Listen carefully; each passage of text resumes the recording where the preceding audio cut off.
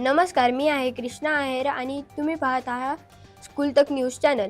IAS गरिमा अग्रवाल यांनी जर्मनीतील नोकरी सोडून देशाची सेवा करण्याचा निर्णय घेतला। त्यांनी IIT हैदराबाद मधून बीटेक केले आणि त्यानंतर एका प्रतिष्ठित कंपनीत नोकरी मिळवली। मात्र देशसेवेची तीव्र इच्छा त्यांना भारतात परत घेऊन आली। त्यांनी UPSC परीक्षा उत्तीर्ण होऊन IAS अधिकारी बनण्याचा मार्ग निवडला। गरिमा अग्रवाल यांचा जन्म मध्य प्रदेशात झाला। लहानपणापासून त्या अभ्यासात हुशार होत्या।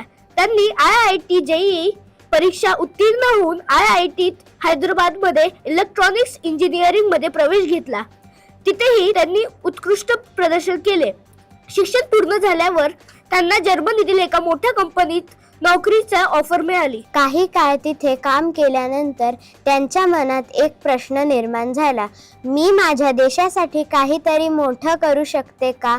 या विचाराने त्यांच्या आयुष्याची दिशा बदलली।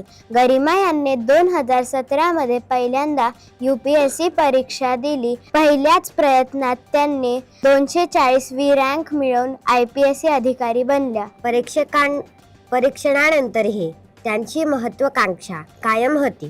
त्यांनी नोकरी करत असताना पुन्हा अभ्यास केला। 2018 मध्ये UPSC परीक्षेत त्यांनी 40वी रँक मिळवून IAS अधिकारी होण्याचे स्वप्न पूर्ण केले।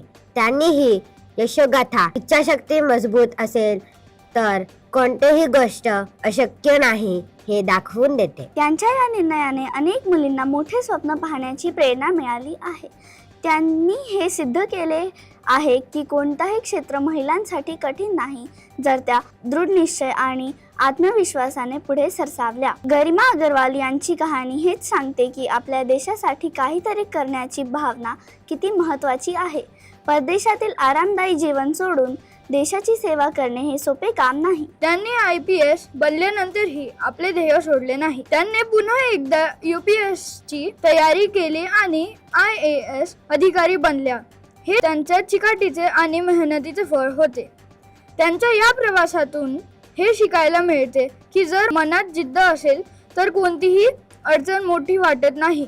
गरिमा अग्रवाल यांनी दाखवून दिले की शिक्षण आणि समर्पण यांच्या जोरावर कोणतीही व्यक्ती आपले ध्येय गाठू शकते।